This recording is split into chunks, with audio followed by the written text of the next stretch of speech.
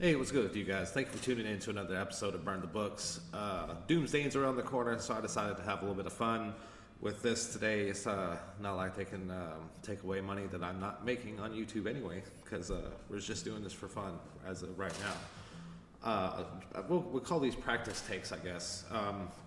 So we went 4-2 for our Saturday games. Penn State had to fade the worst day that the quarterback has ever seen in his life.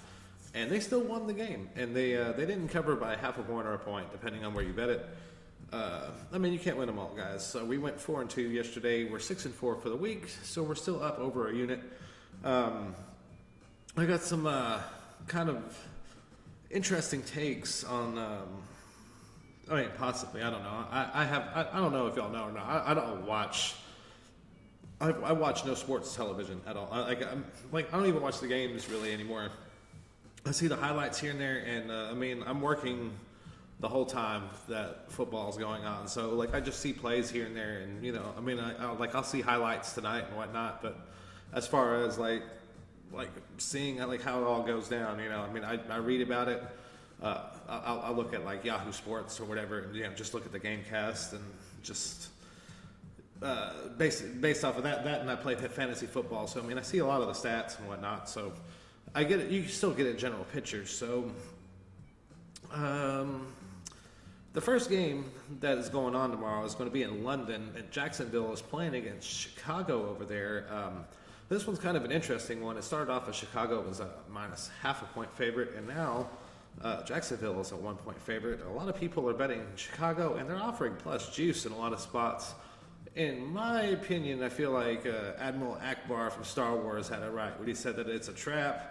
I think Jacksonville is almost like a home team over there because they go over there and play every year. Trevor Lawrence is the quarterback of Great Britain, so Evan Ingram's coming back. We'll see if they're able to actually open up the playing field because otherwise Doug Peterson might actually become a British citizen and not come back on the plane. So coaching for his job, I'll take Jacksonville minus the 1 point. Caleb Williams hasn't been over across the pond yet. He might not like it over there. We'll see what happens. But a lot of crazy things have happened over there. And, I was pretty right about what happened last weekend over in London. So, we're just going to go with that. So, there's a lot of games that I have on this one. I've got quite a few of them on here. You can tell I'm tired. It's 4:20 in the morning.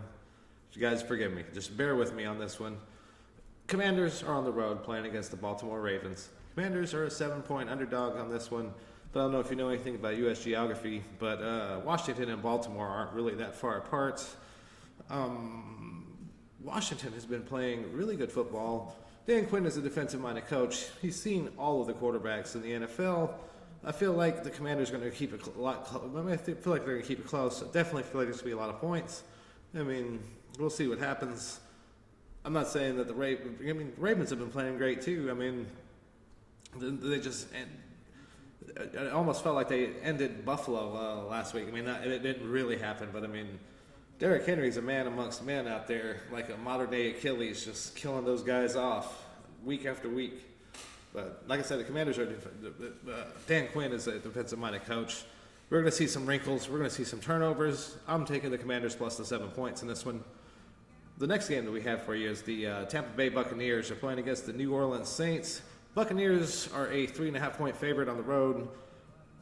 New Orleans has kind of looked sick out there, and Tampa Bay lost a really crazy game last Thursday to the Atlanta Falcons, where it was a shootout, but it was on a Thursday night. So I'm not going to say it's not quite a bye week, but it's like whenever you have that half day before you go into a Friday.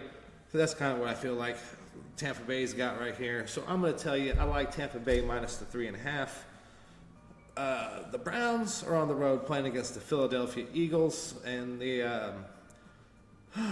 I hate to say it because Deshaun Watson's a Clemson quarterback, but I almost feel like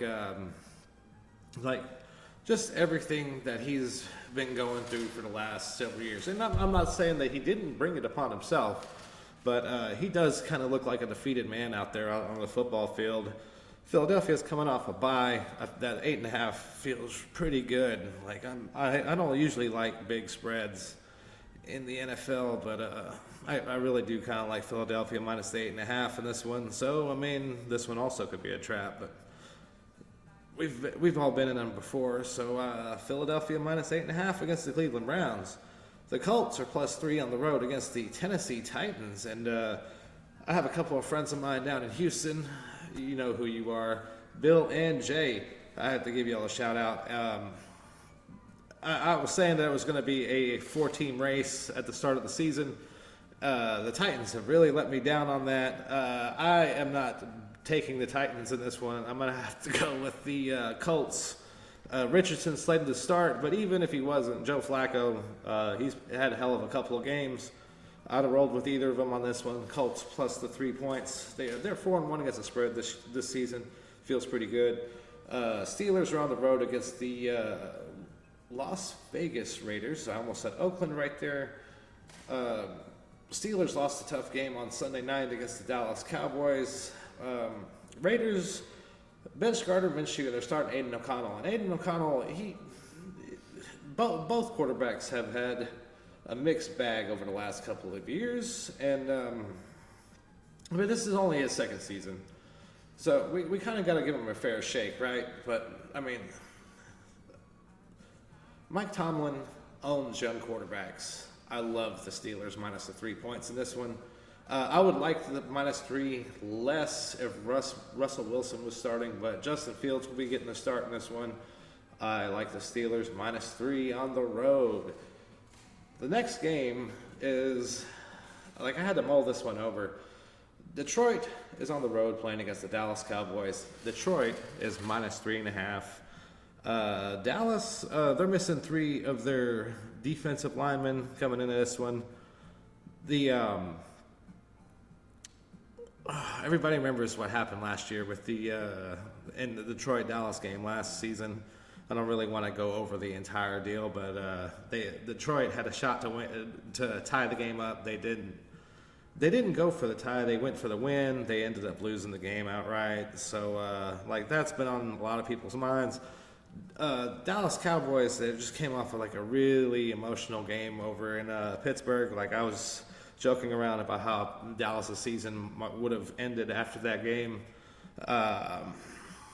But I will tell you, I do like Detroit minus the 3.5.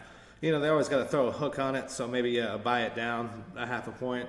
You just got to fade. You just got to fade Detroit's coach, just going off and gambling when he doesn't need to gamble in this game, as far as I'm concerned. So Detroit minus the 3.5 points, and then I don't know how we ended up with this turd on a Sunday night, but we have the. I'm just kidding. They're all professionals, okay? I was just ribbing a couple of my friends with it. The Cincinnati Bengals are on the road playing against the New York Giants. The Cincinnati Bengals are a 3.5-point favorite on the road. Joe Burrow has some of the best stats in football, and they are 1-4. Giants, they're coming off of a huge win. Like, I feel like people aren't talking enough about. They're not talking enough about how the Giants won that game in Seattle. Everybody's talking about how Seattle lost that game in Seattle, like they gave it away. And I mean, the Giants played a hell of a game over there, and it's going to be on prime time. The Giants' defense is starting to come together. I'm looking for it's going to be another one of those games, I feel like, where Joe Burrow might be coming back from behind. I know Malik Neighbors isn't playing, but guys, I like the Giants plus the 3.5 points. I mean, they could prove me wrong. I mean, I hate that I'm always touting Haynes King and Daniel Jones on this on this show, but here we are, and Justin Fields, and yeah, I mean, but here's the thing though, is that a winner's a winner, you know. I mean, that's just based off of what I have looked at. These are the picks that spoke to me overall. So, guys, if you made it to this point of the show, I appreciate you. I really had a lot of fun today. I was really tired. We made it 10 minutes. Give us a shout out. Let us know you watched it. Birdman flies in any weather. We'll see y'all next time around. I'll have something for y'all for Monday night. Hopefully, I'll get a little chance to brag about what happened on Sunday. So we'll see what happens. All right, guys. Anyways, y'all have a great night. Remember, it's a blessing. Don't bet the house on the games. If you're unhappy, sometimes you just got to make a change in your life, man. Y'all be good.